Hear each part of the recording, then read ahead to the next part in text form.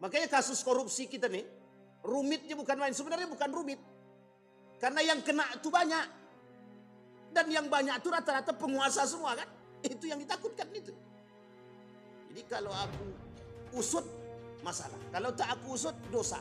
Sekarang mau yang mana? Takut mana? Takut Tuhan apa takut manusia? Sekarang kita lihat. Takut Tuhan apa takut manusia? Seolah-olah manusia hari ini adalah, penguasa hari ini seolah-olah adalah Fir'aun. Makanya tidak berlebihan kalau kita kata Fir'aun akhir zaman. Banyak nanti di akhir zaman itu yang lebih parah daripada itu. Nabi katakan kelak di akhir zaman itu penguasa yang zalim itu akan banyak bertebaran. Memang begitu keadaannya. Lah sekarang contohnya sudah banyak, sudah. Setiap orang yang ingin menyebarkan kebenaran dibungkam. Uniknya ada ulama yang menyuarakan kebenaran, ulamanya masuk penjara.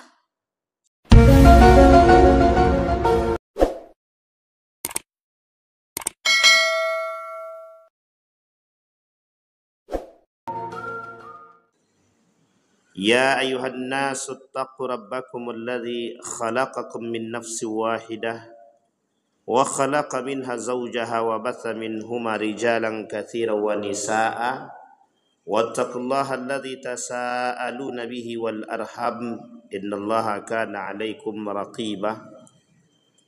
Wa qala Allahu ta'ala ya ayyuhalladzina amanu taqullaha wa qulu qawlan sadida yuslih lakum a'malakum wa yaghfir lakum dhunubakum wa man yuti'illaha wa rasulahu faqad faza fawzan 'azima. Puji syukur kehadirat Allah dengan mengucapkan alhamdulillahirabbil alamin. Berselawat kepada Nabi dengan mengucapkan Allahumma salli ala Muhammad wa ala ali Muhammad fil alamin innaka Hamidum Majid. Bapak Ibu sekalian yang berbahagia, mudah-mudahan di subuh hari ini Allah melimpahkan rahmat dan karunia-Nya kepada kita semua. Allah berkahi, Allah sehatkan, Allah kuatkan, Allah jadikan kita orang-orang yang husnul khatimah. Kemudian untuk orang tua kita yang telah mendahului kita, Allah tempatkan di tempat terbaik di sisi-Nya, Allah terima amal ibadahnya, Allah kumpulkan bersama orang-orang yang saleh. Kemudian untuk orang tua kita yang masih hidup, Allah sehatkan, Allah kuatkan. Kemudian insyaallah kita semua orang tua kita yang masih hidup husnul khatimah dan istiqamah dalam kebaikan dan ketaatan kepadanya. Amin ya rabbal alamin. Baik Bapak Ibu sekalian yang berbahagia, di dalam Al-Qur'an, di dalam surat Az-Zukhruf ayat 54, Allah berkata atau Allah berfirman, kata Allah di dalam ayat yang ke-54 dalam surat Az-Zukhruf. Kita mulai dari ayat yang ke-51. A'udzu billahi minasyaitonir rajim. Bismillahirrahmanirrahim. Wa nada fir'aunu fi qaumihi qala ya qaumi alaysa li mulku misra wa hadhihi al-anhar tajri min tahti afala tubsirun am ana khairun min hadha alladhi huwa mahinun wa la yakadu yubayyin falaula ulqiya alayhi aswiratun min dhahabin aw jaa ma'ahu al-malaikatu muqtarinin fastakhaffa qaumahu fa'ata'uhu innahum kanu qauman fasiqin falamma asafuna ataqamna minhum fa'aghraqnahum ajma'in faja'alnahum salafan wa mathala lil akharin. Surat Az-Zukhruf ayat 51 sampai 56. Judul kita pagi ini adalah Fir'aun zaman di akhir zaman. Fir'aun di akhir zaman. Dalam beberapa literatur kita temukan ada beberapa tulisan yang menuliskan tentang karakter-karakter Fir'aun yang menjadi contoh bagi manusia-manusia di akhir zaman.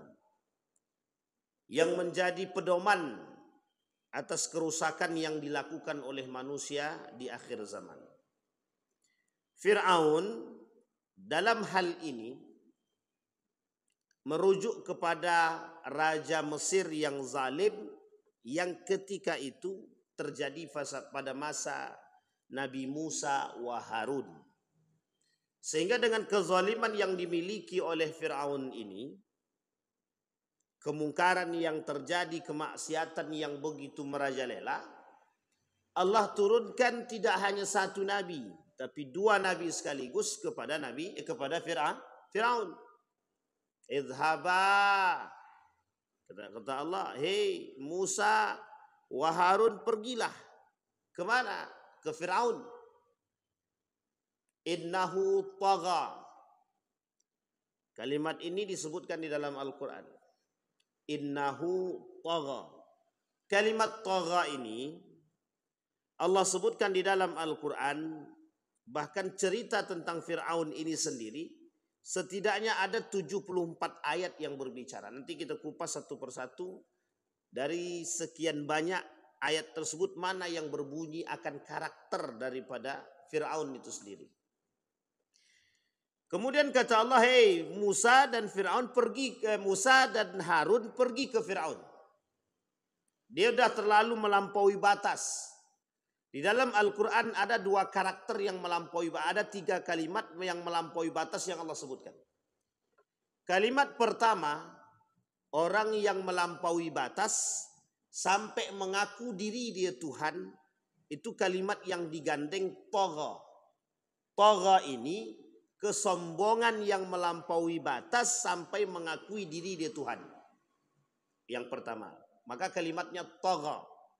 Jadi kalau ada orang yang mengakui Tuhan, mengaku diri dia Tuhan, tapi kalau tak sombong tidak, cuma ngaku Tuhan aja. Tapi kalau udah ngaku Tuhan itu pasti sombong sudah. Tagha kalimatnya. Kemudian pada cerita Qarun ada kesombongan pada aspek harta. Kalimat ini juga digandeng kepada pemiliknya yang disandarkan akan sifat kesombongan terhadap harta tersebut. Kalimat yang kedua kata Allah bagha. Jadi kalau tagha sombong karena mengakui Tuhan, kalau bagha sombong karena harta. Nah, yang banyak tuh yang pertama apa yang kedua? Kedua-duanya. Kedua-duanya banyak sekarang nih. Ada yang tidak mengaku Tuhan tapi seolah-olah berbuat seperti Tuhan. Nah, ini ada banyak. Yang kedua apa tak lagi? Semua merasa korun sekarang. Semua merasa korun. Seolah-olah dengan harta yang dia miliki dia mampu membeli semua yang dia inginkan, termasuk kekuatan hukum yang bisa dia kelola dengan harta yang dia miliki. Yang ketiga, ada orang yang sombong dengan dosa dan kemaksiatan yang melampaui batas. Tapi Allah gandeng kalimat itu sekaligus dengan sifat. Kalimat itu disebut dengan israf. Qul li'ibadiyalladzina asrafu ala anfusihim la taqnatu min rahmatillah. Kalimat keduanya la taqnatu min rauhillah. Dia ada 2 ayat yang berbicara. Kalimat yang pertama tadi digandeng dia sifat itu yang melampaui, orang yang punya dosa yang banyak sekali, yang melampaui batas dosa dia, yang tak terhitung dosanya, itu dah melampaui batas israf. Tapi Allah gandeng dengan kalimat yang baik serta sifat dia. Sifatnya Allah yang baik tadi rahmat. Jangan pernah berputus asa, bukan dengan ampunan Allah, tapi dengan rahmatnya Allah. Nah, jadi dinaikkan oleh Allah. Kalau dia cuma sekedar dosa biasa, Allah turunkan sifatnya pengampun. Kalau dosanya 2-3, Allah turunkan sifatnya ghafar, pengampun. Tapi kalau dah banyak sekali dosanya, Allah turunkan sifatnya rahmat namanya. Nah, jadi sifat itu menggandeng. Baik, kembali kepada persoalan tadi. Dalam 3 pembahasan itu, yang pertama yang dimiliki oleh Qarun, yang pertama yang dimiliki oleh Fir'aun adalah karakter kesombongan, keangkuhan yang mengakui diri dia Tuhan. Dan ini terjadi pada masa Nabi Harun dan Musa. Fir'aun bukan nama asli daripada diri dia. Nama lain daripada Fir'aun itu adalah nama lain daripada raja-raja Mesir. Sehingga ada beberapa kemungkinan itu, Fir'aun itu ada yang baik, ada yang tak baik. Fir'aun pada masa Nabi Yusuf alaihissalam, Raja Mesir, itu baik. Sangat baik sekali. Sampai Nabi Yusuf diangkat menjadi bendahara negara. Termasuk ketika itu dia kata bahwa kebahagiaan kami adalah terhadap datangnya Nabi Yusuf beserta dengan ayahnya yang bernama Ya'qub alaihissalam.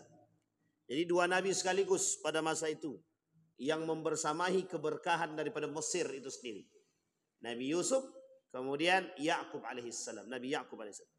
Tapi Fir'aun yang kita sampaikan dalam Al-Quran ini, karakter ini, itu adalah karakter Fir'aun yang ada pada masa Nabi Musa. Mengapa Allah tak sebutkan nama lengkap dia?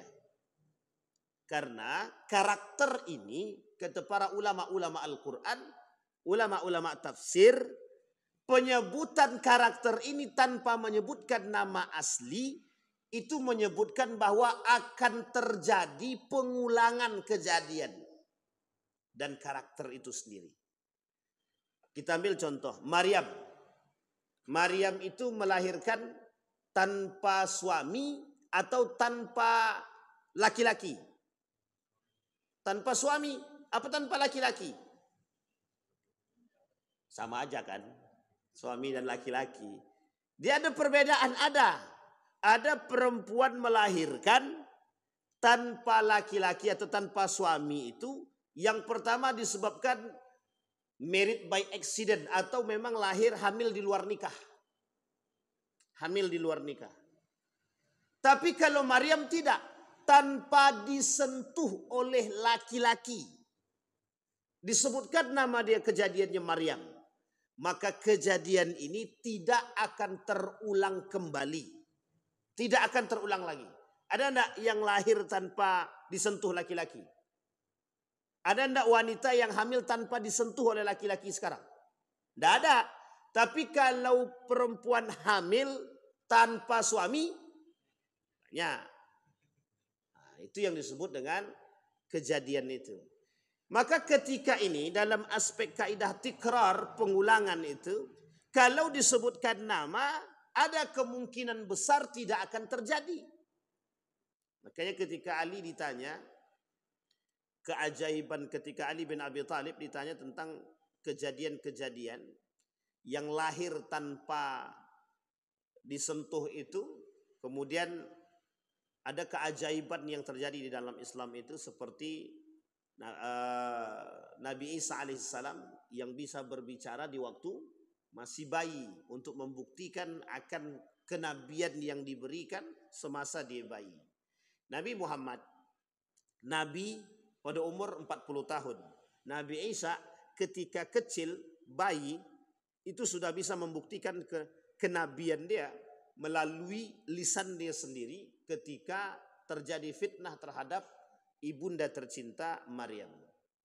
Dan itu disebutkan langsung nama Maryamnya. Maka kejadian ini tidak akan terulang lagi.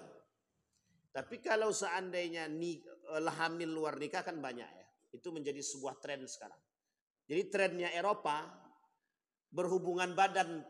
Jadi ada seorang wanita punya banyak suami itu biasa. Kalau di Eropa itu biasa. Kenapa? Karena ini sudah menjadi sebuah kebiasaan tradisi. Bukan tradisi tapi menjadi sebuah kebiasaan. Sehingga kalau Bapak Ibu tanya perempuan-perempuan itu sebagian ya. Itu tanya, sudah berapa kali berhubungan badan? Oh sudah tak terhitung, sudah banyak laki-laki. Coba bayangkan. Dan itu mereka bangga biasa-biasa aja itu. Nah itu yang mau diadopsi oleh orang-orang wanita-wanita yang westernisasi di Indonesia ini. Orang wanita-wanita yang tercampur pemikirannya dengan budaya-budaya barat. Jadi seolah-olah, mohon maaf ya Bapak Ibu ya. Meskipun tidak semuanya Tapi sebagian di antara para artis itu coba lihat, seolah-olah berhubungan badan itu tidak ada dosanya bagi mereka, biasa aja gitu. Kalau udah jadi seperti itu tuh seolah-olah sudah berapa kali berhubungan badan. Oh, udah tidak terhitung. Jadi bangga dia melakukan perbuatan tersebut tuh bangga. Bezinah tuh bangga. Makanya ada istilah itu, kalau suka sama suka itu tidak zina, kata dia. Kalau suka sama suka meskipun tidak nikah itu tidak zina. Yang zina itu kalau pemerkosaan, kata dia. Nah, itu yang merepotkan kita tuh yang seperti itu, pemikiran seperti ini. Nah, Bapak Ibu sekalian yang berbahagia, ini yang kemudian terjadi. Maka kalimat yang sederhana itu disandarkan. Kesombongan Fir'aun pada masa itu sudah mencapai pada puncaknya. Sehingga sengaja Allah tidak sebutkan di dalam Al-Quran nama dia, nama aslinya, untuk mengulang kejadian itu. Dan ternyata itu kejadian terjadi. Seorang Qaddafi yang dianggap Fir'aun oleh sekelompok orang. Dianggap Fir'aun. Kalaulah ada Fir'aun masa dahulu, mesti akan ada Fir'aun yang akan datang. Makanya kenapa nama Fir'aun itu tak disebutkan nama asli, karena akan terjadi pengulangan. Kita lihat karakter dia, karakter Fir'aun yang terjadi di akhir-akhir ini. Salah satu sifat-sifat Fir'aun yang Allah sebutkan di dalam Al-Quran, yang pertama dalam surat Ad-Dukhan, yang artinya begini. Dan sesungguhnya Fir'aun itu benar-benar telah berbuat sewenang-wenang di bumi. Kita lihat dalam surat Ad-Dukhan itu. Sungguh dia adalah orang yang sombong, termasuk orang-orang yang melampaui batas. Ini kalimatnya melampaui batas. Yang Allah sebut tadi, tagha. Kemudian kata Nabi dalam hadisnya, tidak akan masuk surga, la yadkhulul jannah man kana fi qalbihi kibrun. Di dalam hati dia ada kesombongan, itu tidak mungkin masuk surga. Sekecil apapun kesombongannya, dalam hati dia tidak akan masuk surga. Nah, kalimat yang pertama, sifat daripada Fir'aun itu adalah congkak. Congkak, angkuh. Kita lihat keangkuhan yang seperti apa yang dimiliki oleh Fir'aun. Melakukan sewenang-wenang di muka bumi ini. Nah, kita konversi keadaan. Ini tidak cocokologi ya, tapi ini konversi keadaan. Kita lihat siapa orang yang paling bisa berbuat semenah-menah di muka bumi ini sekarang. Yang bisa membeli kekuasaan. Yang bisa membeli hukum. Yang bisa membeli semuanya, kekuatan. Orang yang sudah bisa membeli kekuatan, orang yang bisa membeli kekuasaan, orang yang bisa membeli hukum, maka dia bisa berbuat semenah-menah dan sewenang-wenang.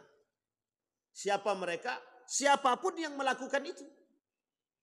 Makanya kalau dulu ada bahasa hukum berat sebelah, ini bahasa dahulu, hukum berat sebelah. Berat bagi yang miskin, ringan bagi yang kaya. Jadi ini persoalan. Maka tugas berat betul bagi presiden kita untuk menyeimbangkan hal tersebut. Saya melihat ketika Pak Prabowo menyampaikan persoalan korupsi di salah satu situs resmi Ar-Rahma itu, kata beliau, kami tidak akan pandang bulu. Berarti ada unsur menegakkan keadilan dari berbagai macam aspek. Kita tunggu. Kita tunggu dan kita kita saksikan bersama perkataan itu. Betulkah? Apakah betul hukum itu tidak timpang tindih? Karena orang-orang yang memiliki kekuasaan itu bebas saja dia berbuat sesuka hati dia. Kita ambil contoh kasus-kasus premanisme. Oh, itu kasus-kasus premanisme itu yang merasa sudah kuat itu, ya bebas mereka melakukan apa-apa aja. Mereka rusak sana sini. Kalau sudah dirusak di sana sini, datang yang, mohon maaf ya, datang orang yang menangkap, mesti ada orang yang membela. Jadi seolah-olah dia merasa sudah punya tempat dan kekuasaan, Yang sudah dia beli hukum dia sudah beli kekuasaan dan kekuatan. Jadi dia bebas melakukan apapun. Nah, itu yang terjadi pada masa Yazid bin Muawiyah. Saya tak katakan Yazid bin Muawiyah ini Fir'aun. Tapi kelakuan dan perbuatan yang dilakukan itu semenah-menah. Seolah-olah dia yang memiliki segalanya. Ini ada orang-orang yang begitu itu ada. Baik, congkak. Maka Allah sebutkan dalam Tuhan itu. Yang kedua, karakternya melampaui batas. Yang mengakui Tuhan tadi. Puncak kesombongan tertinggi itu, kata para ulama, dari karakter daripada Fir'aun itu adalah melampaui batas yang mengaku diri dia Tuhan. Kalau orang sekarang nih, mengakui diri Tuhan mungkin tidak. Tapi bersifat seperti Tuhan seolah-olah diri dia Tuhan. Kenapa saya kata seolah-olah diri dia Tuhan? Kita lihat. Kata Allah di dalam Al-Quran dalam surat Al-Alaq. Sekali-kali tidak. Sesungguhnya manusia itu betul-betul benar-benar melampaui batas. Apabila melihat diri dia serba berkecukupan. Nah, kalimat akhirnya ditutup dengan kalimat yang sederhana. Apabila melihat diri dia serba cukup. Ada kata kuncinya. Orang yang melampaui batas tadi. Serba merasa diri dia berkecukupan. Maksudnya berkecukupan itu apa? Ini poin penting untuk kita garis bawahi. Orang kalau sudah merasa diri dia mampu membeli sesuatu, apa yang tak bisa dia beli? Makanya Fir'aun sekarang itu Yahudi itulah. Kita ambil contoh. Kita tak katakan ya. Siapa negara yang adik kuasa sekarang? Amerika. Amerika punya kekuatan apa? Apa yang tidak dimiliki oleh Amerika? Sampai seolah-olah dia bisa mengatur muka bumi ini, mengatur dunia ini, itu sesuai dengan keinginan yang mereka inginkan. Artinya sama dengan Tuhan atau tidak? Tuhan bisa mengatur semua ini. Lah kalau ada manusia yang bisa merasa mengatur semua ini, berarti dia tak mengaku Tuhan tapi karakter dia seperti Tuhan. Ada orang seperti ini, itu dia. Jadi seolah-olah diri dia ini Tuhan. Kami pasti akan mampu membuat sesuatu, pasti. Berarti dah mengakui diri dia itu Tuhan. Dia dah mengatakan pasti bisa membuat sesuatu dengan apa yang dia miliki. Sama halnya seperti yang terjadi ketika Donald Trump mengakui kesombongannya di hadapan publik seolah-olah mampu melakukan sesuatu. Ketika kebakaran terjadi dia tak mampu berbuat apa-apa. Artinya kekerdilan manusia. Tapi congkaknya, kesombongannya yang dianggap oleh Tuhan yang sudah melampaui batas. Itu yang menjadi masalah. Sehingga sama dengan Korun. Ketika Korun melampaui batas tertinggi kesombongannya. Apa yang tak bisa dibeli oleh Korun? Tak ada yang tak bisa dibeli. Pulau pun bisa dibeli. Indonesia ini bisa dibeli oleh Korun. Cuman waktu itu Indonesia belum ada. Apa yang tak bisa dibeli oleh Korun? Semua bisa dibuat oleh Korun. Tapi puncak tertinggi daripada perbuatan Qarun tadi, Allah benamkan. Nah sekarang perhatikan baik-baik. Ini kaidah. Ketika puncak kesombongan itu sudah sampai pada tingkatannya yang tertinggi, itu mesti tinggal tunggu kehancurannya. Kita kasih kaidahnya. Dalam beberapa kaidah itu begini. Kalau kesombongan itu sudah sampai pada tingkat tertinggi, maka tinggal tunggu satu saja. Akan terjadi kehancurannya.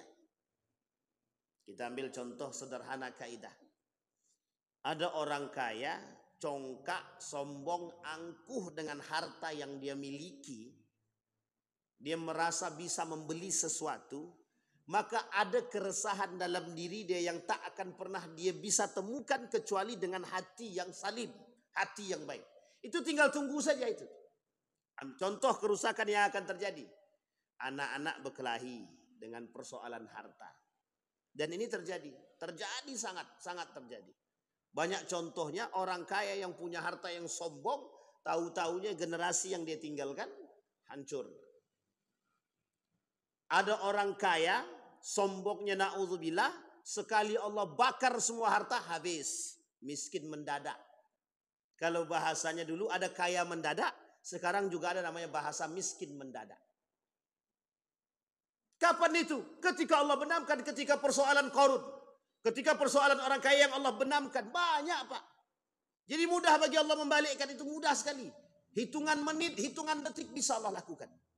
Coba bayangkan, ini kejadian nyata. Seorang anak yang tidak dididik pada agama dan orang tuanya memiliki kesombongan harta seolah-olah dia punya.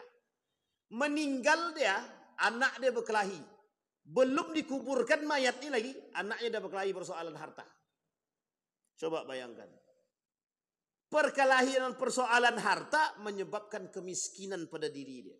Gimana tuh nasibnya mayat itu tadi itu? Coba bayangkan, jenazahnya belum dimasukkan, orangnya sudah berkelahi. Baik. Di dalam surat Az-Zukhruf ayat 54, karakter yang ketiga daripada Fir'aun. Selalu meremehkan rakyat. Ini saya kasih contoh. Rakyat tuh cuma menjadi bahan, dalam bahasa lain begini. Karena Fir'aun ini raja, jadi rakyat itu mau tidak mau wajib ikut kata-kata dia. Fa'ata'u. Wajib kalian taat padaku. Kalau tak taat, itu kata Fir'aun. Dia ambillah dua manusia. Yang dua manusia tadi dalam Al-Quran Allah sebutkan. Dihadirkan di hadapan Nabi Musa. Kau perhatikan baik-baik kata dia. Aku bisa menghidupkan dan aku bisa mematikan. Cuma yang tidak ada dalam fikiran Fir'aun ketika itu.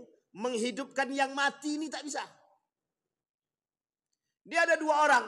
Dipanggil dua orang. Kalau kau tak percaya perhatikan baik-baik. Yang satu dibunuh sama dia. Yang satunya lagi dihidupkan. Dalam arti kata dihidupkan, dibiarkan hidup. Cuma yang tak kefikiran oleh Fir'aun ketika ditantang itu. Bisa tidak menghidupkan yang tadi sudah mati tadi? Itu tidak bisa dia. Jadi ada celah kelemahannya. Saking sombongnya Fir'aun, dia bilang sama Haman begini. Ya Haman ibni li sarhan la'alli ablughul asbab as-samawat. Kata dia kepada Haman itu, Haman ini asistennya Fir'aun. Apa kata Fir'aun kepada asisten terbaik ini? Bangunkan aku bangunan yang tinggi sampai ke langit. Aku pengen tahu Tuhannya Musa itu yang mana. Coba bayangkan tuh. Yang menentang Tuhan. Mana Tuhan tuh? Kata sebagian orang. Mana Tuhan? Tengoklah, perhatikan baik-baik. Kami sedang berzinah nih. Coba bayangkan. Sama persoalan yang sekarang terjadi. Memang tidak Fir'aun tapi karakternya sama-sama saja. Apa kata dia? Wahai manusia, perhatikan kami sekarang sedang di neraka, kata dia. Di sini tidak panas-panas betul kok. Jadi yang punya banyak maksiat di bumi, datang, ayo kalian yang punya banyak maksiat nanti bareng dengan kami ya di neraka. Insya Allah mereka di neraka itu. Insya Allah mereka di neraka itu. Sampai mereka bertobat kepada Allah. Jadi seolah-olah ada orang-orang yang menentang Tuhan dengan demikian. Sama seperbuatannya Qarun begitu, Fir'aun begitu. Tolong bangunkan aku bangunan yang tinggi, aku pengen lihat Tuhannya Musa. Mengapa Nabi mengatakan melarang bangunan yang tinggi itu? Kenapa Nabi katakan tanda akhir zaman itu adalah ketika melihat bangunan yang tinggi lebih tinggi daripada menara masjid. Itu sebenarnya bahasa kiasan Pak. Apa maksudnya? Congkaknya manusia kelak itu akan berada lebih tinggi daripada Tuhan. Congkak dan kesombongan manusia seolah-olah mampu berbuat sesuatu. Maka mohon maaf Bapak Ibu, kita lihat sekarang perkembangan teknologi itu sangat-sangat canggih. Ada batasnya, sesuatu itu pasti ada batasnya. Nanti batas tertinggi, hancur itu semuanya Allah matikan. Uniknya, ketika semua listrik ini mati, satu pun daripada alat elektronik itu tak ada yang mampu berkomunikasi. Tak ada satu pun. Kita ambil contoh, mati lampu. Siapa yang stres? Semua stres. Sampai bingung tukang PLN itu mau kemana dulu. Itu semua hampir gila tuh Pak. Menjadi sebuah kebutuhan yang tidak bisa ditinggalkan. Bayangkan. Itu kebutuhan yang sangat terikat hari ini. Zaman dulu lampu itu tak ada. Yang ada lampu strongking. Coba lampu strongking. Orang buat pakai korek api hidup selesai. Bisa hidup dia bisa. Bisa tidur bisa. Orang sekarang tidur harus pakai lampu, ada AC, ada kipas. Dulu orang kipas badan tuh pakai tangannya Pak. Anak dia tidur. Sekarang enggak. Asema, tak sanggup, tak bisa tidur. Frustasi orang tua, langsung stres. Aduh, stres. Itu baru tak punya lampu. Sengaja hari ini manusia berkebutuhan, sangat butuh kepada teknologi, cahaya, matahari, segala macam. Dibuat pertumbuhan yang sedemikian rupa. Pada puncaknya Allah matikan semua. Disitulah akan kelihatan mana yang beriman, mana yang gila. Mana yang betul-betul beriman dan mana yang tidak. Orang beriman tidak akan pernah gila dengan hal tersebut. Karena dia tahu mana dasar dia, mana kembali dia, harus kemana arah dia. Tapi sekarang kita lihat begitulah keadaan manusia sekarang. Maka tak salah ketika kondisi hari ini itu sangat-sangat membuat kita khawatir dengan keadaan yang akan datang. Yang beriman, ingat kalimatnya, yang beriman. Kembali kepada poin tadi. Apa kata Allah dalam Al-Quran surat Az-Zukhruf ayat 54? Maka Fir'aun dengan perkataan itu telah mempengaruhi kaumnya. Fir'aun dengan perkataan tersebut telah mempengaruhi kaumnya. Kita lihat. Fastakhaffa qaumahu fa'ata'u innahum kanu qauman fasiqin. Falamma asafuna intaqamna minhum fa'aghraqnahum ajma'in. Faja'alnahum salafan wa mathalan lil akharin. Kami jadikan persoalan Fir'aun ini, kata Allah, itu contoh bagi orang-orang terdahulu. Bagi orang-orang yang akan datang. Katanya. Apa contohnya? Cara Fir'aun menakut-nakuti masyarakatnya bagaimana? Kata Fir'aun begini. Kalau kalian tidak taat padaku, siapapun kalian akan aku bakar, akan aku hukum, dan lain sebagainya. Nah, sekarang kita konversi. Pada masa siapa kita pernah terjadi yang merasa takut, tak aman? Pada masa siapa? Dulu pada masa Soeharto itu, kalau kita protes tembak mati. Itu pada masa Soeharto. Yang demo tembak, yang protes tembak. Jadi tak ada kebebasan berbicara. Uniknya ketika kebebasan dibuka, itu juga melampaui batas kadang, tak sadar diri. Orang yang diberikan kebebasan berbicara sesuka hati, sekehendak perut dia. Tapi ketika tidak ada kebebasan, seolah-olah terjadi sewenang-wenangan. Sekarang kita kembalikan. Hari ini kebenaran dibungkam. Cara membungkam kebenaran bagaimana? Kalau kau mau sampaikan kebenaran, lihat anak istrimu besok. Jadi tak bisa bicara kita sekarang. Makanya mohon maaf, orang sekarang takut berbicara kebenaran. Takut. Kenapa takut? Kalau menyampaikan kebenaran, maka langka, Pak. Langka manusia-manusia seperti Dr. Yahya Waloni. Kita mungkin tak berlebihan memuji. Tapi orang yang berani menyampaikan kebenaran itu langka. Langka sangat. Menyampaikan kebenaran, kejujuran itu langka. Orang jujur dalam parlemen tersingkirkan. Orang yang tidak korupsi terasingkan. Itu unik itu. Dulu pernah terjadi. Saya tak sebutkan itu. Bapak Ibu kalau mau lihat itu banyak ada cerita ini. Itu ada dalam buku Indonesian X-File. Ini pernah saya sering sampaikan. Lah kapan waktu saya bawa buku itu. 2 buku itu Indonesian X-File judulnya. Di dalam buku itu banyak kebenaran-kebenaran yang tidak terungkap. Jadi dulu ada kasus pemerkosaan seorang wanita. Wanita ini perempuan desa di salah satu daerah di Indonesia ini. Jadi pemerkosaan itu sudah lama. Ternyata yang memperkosa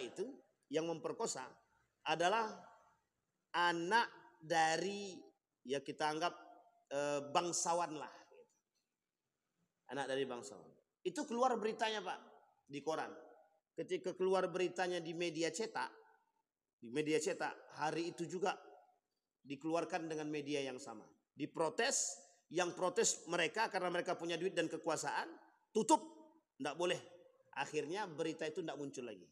Sampai hari ini pemerkosa itu tidak tahu siapa, maksudnya tidak ada keadilan bagi perempuan tersebut. Saya pernah baca cerita itu dan saya tahu betul waktu itu kami pernah tinggal di daerah tersebut. Ini di Jawa kasusnya, Pak, di Jawa. Itu pernah terjadi. Dan itu diceritakan oleh orang-orang terdahulu, pernah tahu terjadi itu. Kalau anak penguasa melakukan kesalahan, itu orang takut itu sudah. Kalau aku tidak hukum dia, maka aku berdosa. Tapi kalau aku hukum dia, aku pasti tersingkirkan. Pilih mana? Kalau kuat iman, kalau dia kuat iman, mesti dihukum. Meskipun dia, karena dia takut dosa. Tapi karena tidak kuat iman, daripada aku dimutasi, ya biarkan aja lah, kata dia. Sampai sini paham maksud ini, Pak? Ini bahasa ilustrasi, Pak. Bahasa sederhana keadaan sekarang itu. Takut akan terjadi sesuatu pada diri dia. Dia tak berani menghakimi orang yang bermasalah. Makanya kasus korupsi kita nih, rumitnya bukan main. Sebenarnya bukan rumit. Karena yang kena itu banyak. Dan yang banyak itu rata-rata penguasa semua kan. Itu yang ditakutkan itu. Jadi kalau aku usut, masalah. Kalau tak aku usut, dosa. Sekarang mau yang mana? Takut mana? Takut Tuhan apa takut manusia? Sekarang kita lihat. Takut Tuhan apa takut manusia? Seolah-olah manusia hari ini adalah, penguasa hari ini seolah-olah adalah Fir'aun. Makanya tidak berlebihan kalau kita kata Fir'aun akhir zaman. Fir'aun akhir zaman itu tidak berlebihan, tidak. Karena banyak nanti di akhir zaman itu yang lebih parah daripada itu. Nabi katakan kelak di akhir zaman itu penguasa yang zalim itu akan banyak bertebaran. Memang begitu keadaannya. Lalu sekarang contohnya sudah banyak, sudah. Setiap orang yang ingin menyebarkan kebenaran dibungkam. Uniknya ada ulama yang menyuarakan kebenaran, ulamanya masuk penjara. Coba bayangkan. Pada masa siapa? Tidak usah kita keluar negeri, Pak, di tempat kita. Buya Hamka. Buya Hamka itu dimasukkan ke mana? Ke penjara. Hanya karena membela kebenaran. Tak sejalan dengan pemerintah, dimasukkan ke dalam penjara. Uniknya, meninggal dia yang sholatkan Buya Hamka. Nah, tapi untung Buya Hamka tidak punya dendam. Jadi memang keadaan, Pak. Itu memang keadaan begitu. Jadi pemimpin yang zalim, kata Nabi, kelak di akhir zaman itu banyak bertebaran. Kalau pemimpin yang zalim ini sudah merajalela, nanti akan sampai pada puncaknya. Coba bayangkan, satu pemimpin yang zalim di Indonesia, misalkan, bukan di Indonesia, kita anggap di beberapa tempat itu ada pemimpin zalim. Setiap tempat punya pemimpin yang zalim rakus. Dan pemimpin-pemimpin berkarakter daripada Fir'aun, kira-kira apa yang terjadi? Perang, Pak. Yang satu ingin menguasai ini, yang ini ingin menguasai ini. Kita ambil contoh. Antara Iran dengan Irak. Pada masanya. Babilonia dengan Persia. Itu berdekatan itu, Pak. Bukan berjauhan, berdekatan, bersebelahan. Irak dengan Iran. Babilonia dengan Persia. Yang memiliki kekuatan pada masanya. Itu saling ingin menguasai. Yang satu memang punya kezaliman, yang satu punya kezaliman, saling ingin menguasai. Raja Babilonia dengan Raja Persia ingin saling menguasai antara satu dengan yang lain. Jadi keadaan itu yang menjadi karakter. Makanya kenapa Allah tak sebutkan nama Fir'aun itu dengan nama asli? Karena memang karakter kepemimpinan yang zalim itu akan ada kepada para pemimpin-pemimpin akhir zaman. Siapa mereka pemimpin akhir zaman itu? Ya wallahu alam. Apakah kondisi yang dikatakan Nabi dalam hadisnya tidak akan terjadi hari kiamat sampai kalian akan melihat pemimpin-pemimpin yang zalim? Itu disampaikan oleh Nabi, sinfani min ahli nari lam arahum, ada dua kelompok yang tidak akan Nabi lihat di surga. Bahkan mencium bau surga pun tidak, kata Nabi. Satu di antaranya siapa? Pemimpin yang suka meremehkan dan menjadikan rakyatnya sebagai mangsa dia. Sekarang kita perhatikan. Ada unsur peremehan rakyat. Ada. Mengatasnamakan rakyat. Ada perbuatan yang mengatasnamakan rakyat. Ada. Banyak sekali. Kami naik ini karena demi rakyat. Setelah duduk dia lupa rakyat. Rakyat yang mana itu tidak ada tahu. Rakyat siapa pun tidak tahu. Coba bayangkan. Kami naik ini atas nama rakyat. Rakyat yang kami bela. Setelah rakyatnya berkasus, jangankan membela, menengok rakyat pun tidak.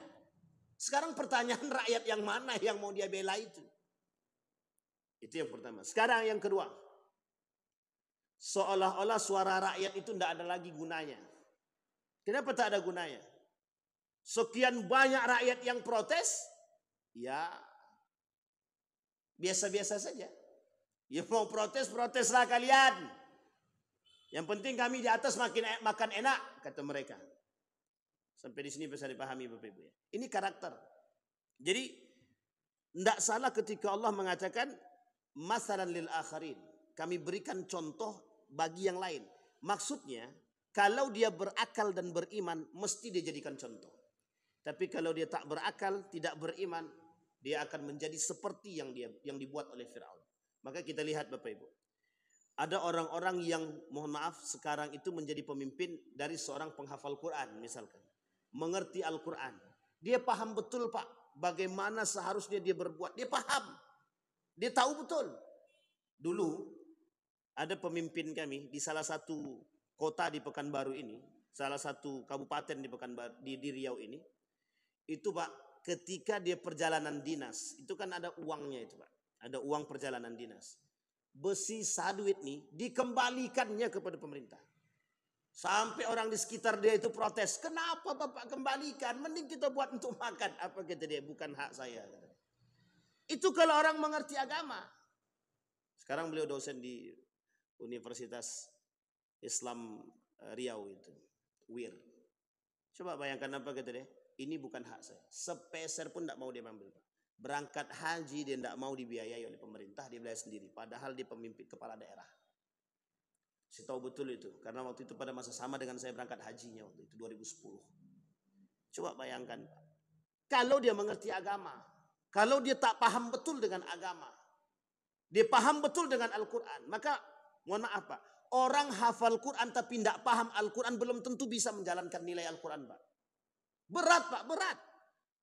Jangan salah loh. Para pembunuh-pembunuh, para sahabat itu rata-rata hafal Quran kan. Tapi mereka tak paham dengan Al-Quran. Yang dibutuhkan yang seperti itu. Yang mengerti Al-Quran dan bisa menjalankan itu. Makanya sekarang itu seolah-olah kalau ada pemimpin ini seolah-olah ya.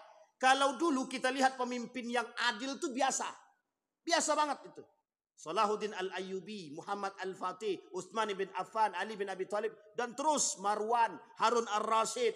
Dan lain sebagainya. Sama kita lihat tuh Pak. Orang-orang beriman jadi pemimpin. Itu dulu sudah biasa. Sekarang kalau kita lihat pemimpin yang beradab, berakhlak, mulia. Yang beretika dan beragama. Itu aneh. Makanya mohon maaf. Kalau ada pemimpin yang ikut masuk dalam pemilihan. Dia udah orang alim hafal Quran. Ngapain sih ikut jadi calon-calon pemimpin? Udahlah, cukup aja dia bangun pondok jadi orang alim. Coba bayangkan, begitu pandangan kita sekarang. Seolah-olah orang alim tidak usah jadi pemimpin karena takut akan merusak citra kealiman dia. Padahal kalau orang alim ini tak duduk, apa yang terjadi? Inilah yang terjadi sekarang. Apa yang terjadi sekarang? Sesuka hati mereka. Yang menjadi pemimpin itu bukan mereka, nafsu mereka. Jadi sampai di sini bisa dipahami ya Bapak Ibu ya.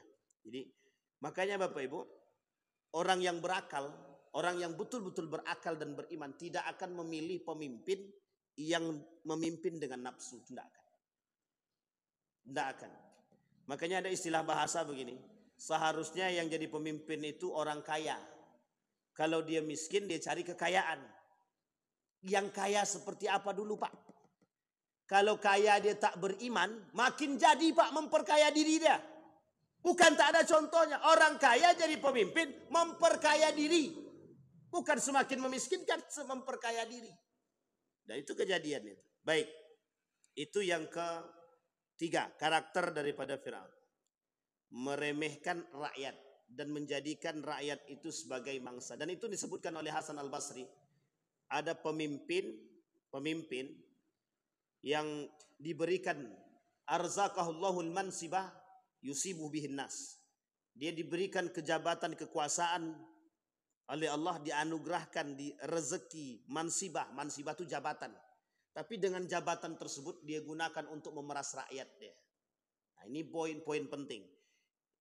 Memeras rakyat itu bagaimana Pak Ustaz? Kalau zaman dulu ada namanya kerja rodi. Tapi kerja rodi ini jelas Pak. Yang mempekerjakan kita ini penjajah. Tahu Bapak Ibu ya, Belanda.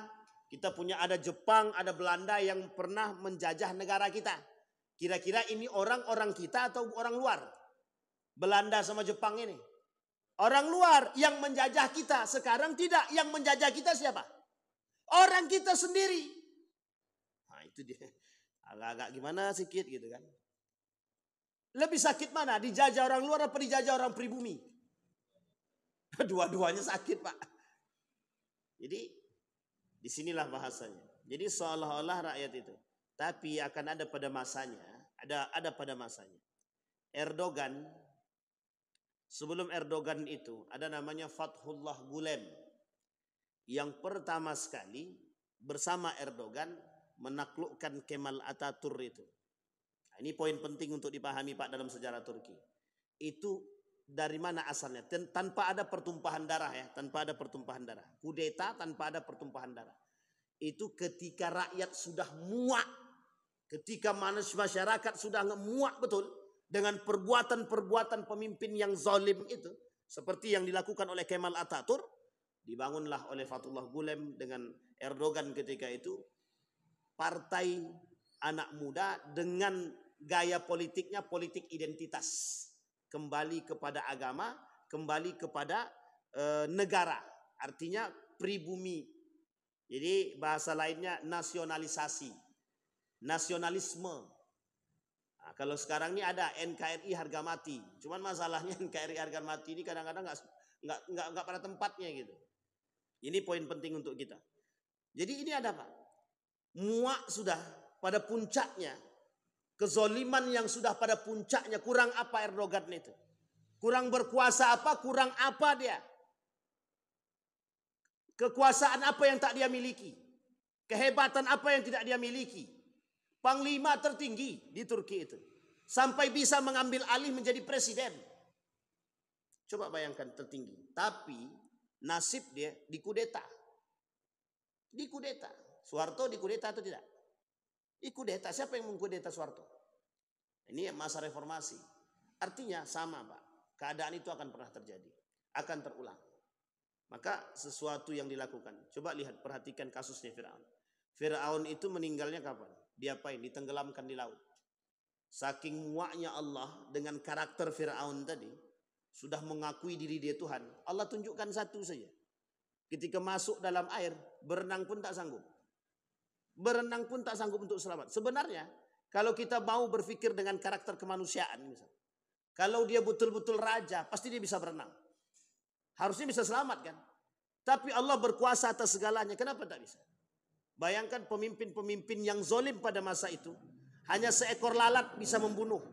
Seekor lalat. Allah tunjukkan kesombongan Anda di mana. Gitu. Tapi dengan seekor lalat Anda tak sanggup. Tidak usah manusia sekarang. Yang sekarang begitu. Manusia sekarang. Orang-orang yang sombong itu. Ketika digigit nyamuk. Apa yang dicari? Dicari obat nyamuk. Obat nyamuk dicari. Memukul nyamuk pun tak sanggup. Menangkap lalat pun tak sanggup. Itulah kelemahan manusia. Tapi kan tak sadar juga. Tak dijadikan itu. Jadi seolah-olah itu. Makanya karakter yang dilakukan, cerita yang disampaikan oleh Harun ar-Rasyid dengan orang gila itu memang cerita yang nyata Pak. Yang bagus untuk diamati. Kata orang gila itu, coba tengok tuh. Mati kok tak ada satu pun yang dibawa. Itu mereka yang beriman. Harun ar-Rasyid beriman dia. Ketika Harun ar-Rasyid beriman. Tahu dia, sadar dia dengan nasihat yang disampaikan meskipun orang gila yang menyampaikan, sadar dia. Tapi sekarang udah diingatkan berkali-kali, masih juga tidak sadar. Jadi seolah-olah dia sampai berani mengatakan kami ini akan abadi dan tak akan mati. Coba bayangkan. Itu kalau ada pemimpin begitu sudah menantang Tuhan itu. Baik, yang keempat dalam surat Al-Qasas. Apa kata Allah? Sesungguhnya Fir'aun telah berbuat sewenang-wenang di bumi dan menjadikan penduduknya berpecah belah. Dia menindas segolongan dari mereka Bani Israel. Dia menyembelih anak laki-laki mereka dan membiarkan hidup anak perempuan mereka. Kasus Nabi Musa alaihissalam. Memecah belah rakyat. Karakter yang keempat daripada kesombongan Fir'aun, memecah belah rakyat. Jadi kalau kita bahasakan begini. Ada politik pemecah belah umat. Nah, itulah bahasanya sekarang. Politik pemecah belah umat. Coba bayangkan oleh Bapak Ibu. Sekarang Bapak Ibu bisa tidak melihat mana yang jujur, mana yang tak jujur? Kita lihat sekarang, kita lihat kasusnya. ada kasus namanya mafia tanah. Kasus mafia tanah. Jadi karena mohon maaf ya Bapak Ibu, ini saya kasih ilustrasi. Ada seorang mafia tanah, punya sekian banyak tanah gitu. Dan kemudian dia punya duit. Tiba-tiba ada sekelompok masyarakat ingin protes persoalan tanah. Mafia tanah ini, itu kalau kita ambil sisi negatifnya, pokoknya ambil paksa tanah tuh. Ambil paksa tanah tuh. Karena dia punya duit, dia bisa bayar siapapun untuk membuat sertifikat tanah itu. Jangan salah Pak, ini mafia tanah ini, di kita ini banyak sekali Pak. Ada satu tanah itu yang punya sekian sertifikat. Tanahnya cuma satu, sertifikatnya 5. Coba bayangkan, itu masih mending 5 Pak. Ada kasus itu, di sini juga itu kasusnya itu. Termasuk tanah kami juga itu. Itu tanah yang pemilik tanahnya datang untuk ngambil haknya, itu masih ada itu Pak, belangkonya. Datang segerombolan orang, karena kita datang nih, kawan ini datang, mau ngambil tanah dia. Datang segerombolan orang bawa parang. Jangan coba-coba kau ambil tanah ini, tanah-tanah kami. Coba bayangkan. Jangan, itu bukan Fir'aun lagi, Fir'aun banget itu Pak. Makanya mohon maaf, kasus orang-orang yang kemudian mengkapling laut dan langit itu lebih parah daripada Fir'aun itu. Lebih parah daripada Fir'aun itu. Yang dikapling itu laut aja bisa dikapling Pak. Apalagi tanah ini. Uniknya begitu. Jadi mafia tanah itu, kita ambil contoh mafia tanah. Ini mohon maaf ya Bapak Ibu, mafia tanah itu. Bagaimana cara mereka memecah belah umat? Memecah belah. Ini kasus. Masyarakat yang protes, kemudian dengan duit yang dia miliki, dia bayar masyarakat yang lain untuk beradu dengan masyarakat yang ini. Sehingga mohon maaf Pak, yang terjadi. Yang berantem siapa? Masyarakat dengan masyarakat. Yang punya tanah ngapain? Tetap diam di atas Pak, sambil menikmati kopi. Yang berantem siapa? Rakyat dia Pak. Tapi yang di atas masih santai dia Pak. Santai minum kopi, kan sudah ada yang ngurus. Karena mereka merasa punya banyak uang. Mereka bisa memecah belah Pak. Itu yang mereka lakukan. Kita berantem dengan sama-sama saudara, tapi yang di atas yang punya mereka menikmati Pak. Nah ini poin penting untuk kita pahami betul. Maka Bapak Ibu sekalian yang berbahagia, dulu Soeharto itu pernah kata begini. Bahkan di Yogyakarta itu orang Cina tidak boleh memiliki tanah sedikit pun. Tidak boleh Pak. Orang Cina tidak boleh punya tanah atas nama mereka, tidak punya. Tidak boleh. Tapi mereka punya cara. Nikahlah dengan pribumi. Sehingga bisa membeli tanah atas nama pribumi. Jangan salah. Strategi dan itulah politik itu begitu Pak. Jadi strategi harus ada cara yang cemerlang. Sehingga mohon maaf Pak. Yang di atas. Orang-orang yang berkuasa dengan duit mereka sekarang. Mereka punya duit tuh. Kan begitu, duitnya banyak. Masalahnya yang berantem siapa? Yang tak punya duit. Yang tak punya duit. Sehingga mohon maaf dengan bahasa kami butuh duit. Jadi apapun yang mereka minta kami lakukan. Lawannya siapa? Saudara sendiri. Lawannya saudara sendiri. Nah, ini poin penting Pak. Untuk kita pahami. Karakter-karakter yang dilakukan oleh, mohon maaf ya, karakter yang dilakukan oleh manusia sekarang. Itu sebenarnya sudah dilakukan oleh Fir'aun pada masanya. Jadi karakter-karakter yang sekarang yang kita tampak, kezoliman, kebrutalan, kemungkaran, kemaksiatan, itu sudah pernah dilakukan oleh Fir'aun pada masanya. Pemecah belah umat. Itu sudah pada masanya begitu memang. Jadi strategi untuk mengamankan hak kita, itu dengan membeli suara orang. Sampai di sini bisa dipahami Bapak Ibu? Itu yang keempat. Yang kelima, Fir'aun itu dalam surat Ghafir, Fir'aun berkata, aku hanya mengemukakan kepadamu apa yang aku pandang baik. Fir'aun tidak pernah mau mendengarkan pendapat siapapun. Ini bahasa lainnya otoriter. Otoriter. Sekarang siapa yang pada masanya otoriter? Pemimpin mana yang otoriter? Bapak Ibu tahu pemimpin mana yang otoriter? Pada masa siapa? Siapa Bu? Oh ibu-ibu tuh mau bilang Soeharto, tapi agak ragu sedikit. Kemal Ataturk, Soeharto, Fir'aun, pada masanya begitu memang. Yang protes tak bisa. Tak ada yang bisa menyampaikan pendapat. Pendapat-pendapat itu seolah-olah tidak benar.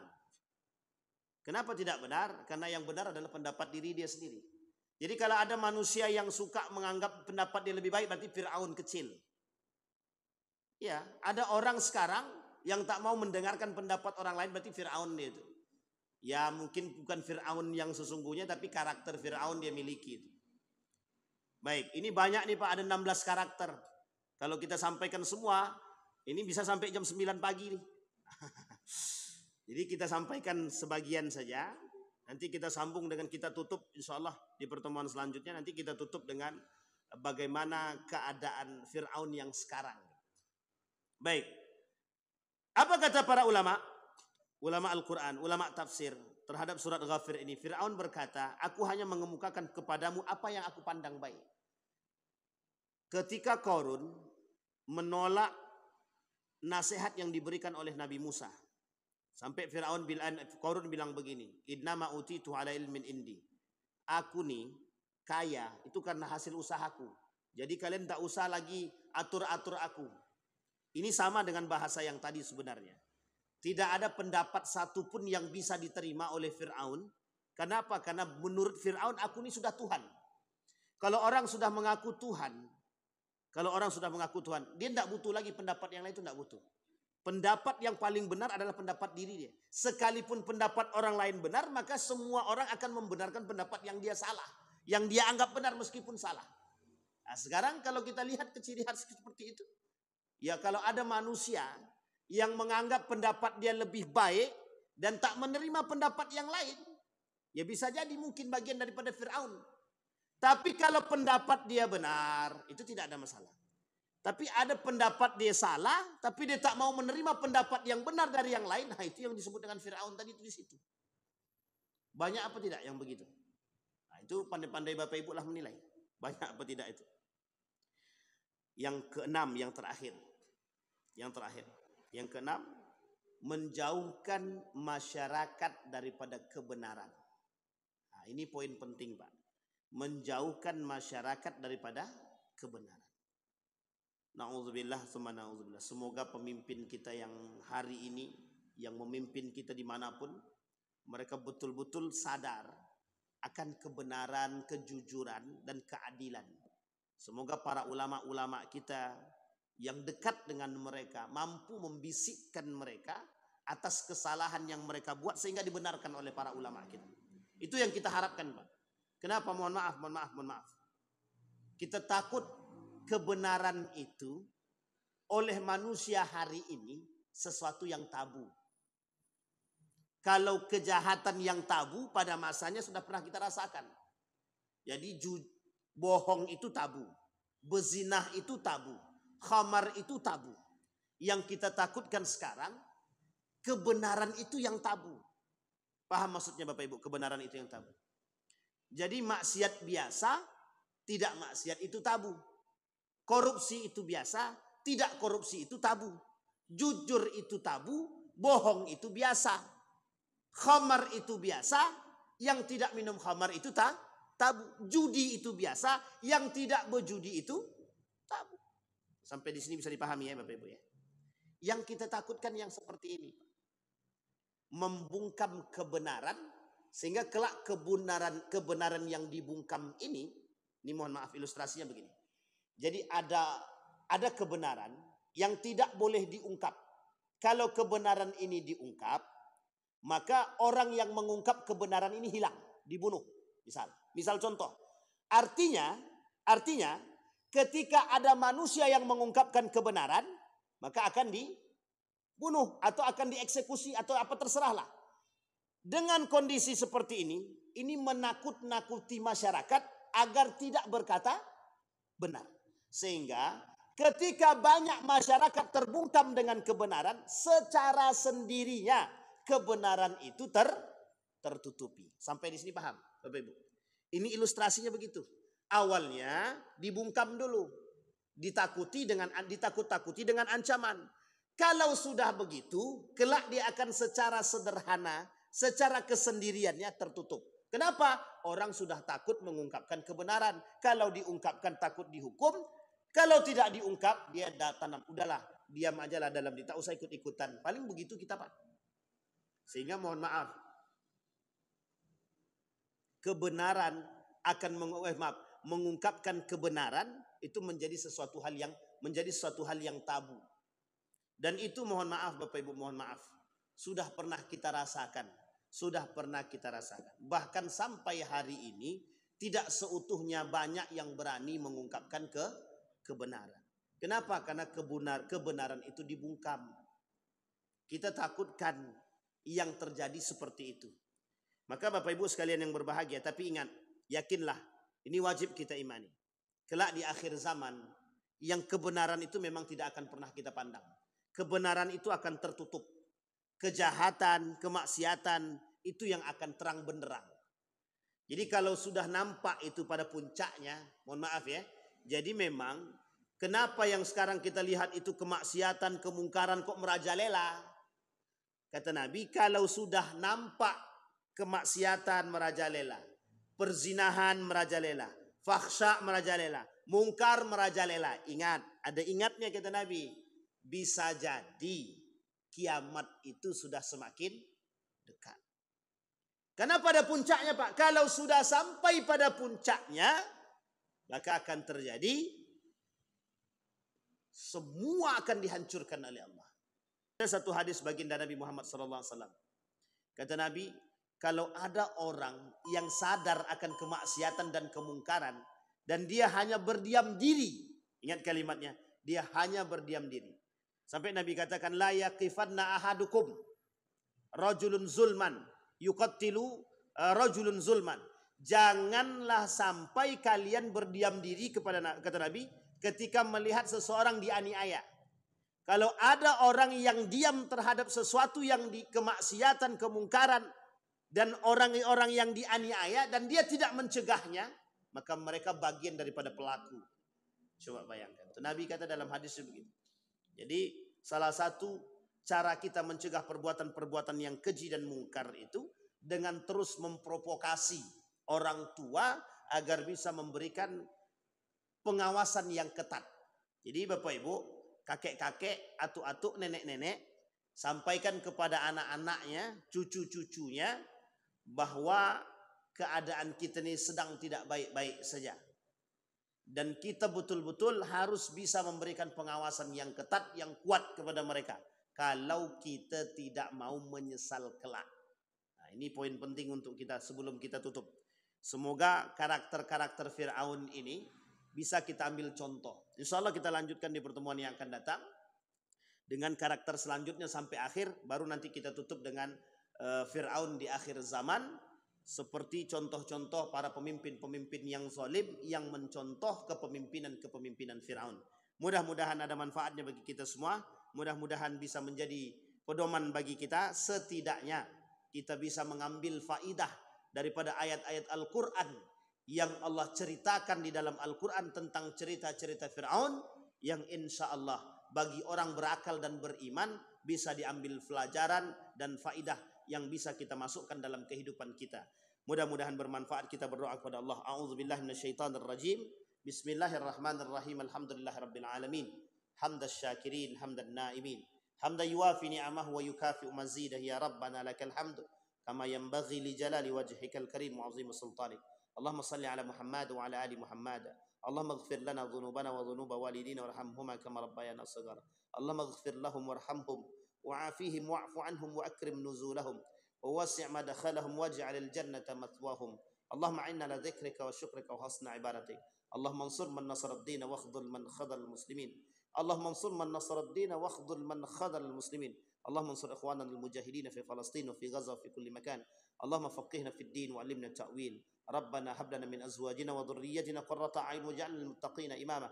Rabbana hab lana min as-salihin.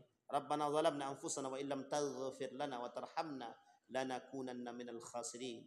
Allahumma ij'alil Qur'anal 'azima rabi'a qulubina wa nura sudurina wa jilaa'a ahzanina wa dhihaba humumina wa ghumumina. Allahumma ij'alna min ahlil Qur'an waj'al hillatana min ahlil Qur'an alladhina nahnu khasatuka wa ahluka ya arhamar rahimin. Rabbana atina fid dunya hasanah wa fil akhirati hasanah wa qina azabannar. Walhamdulillahirabbil alamin.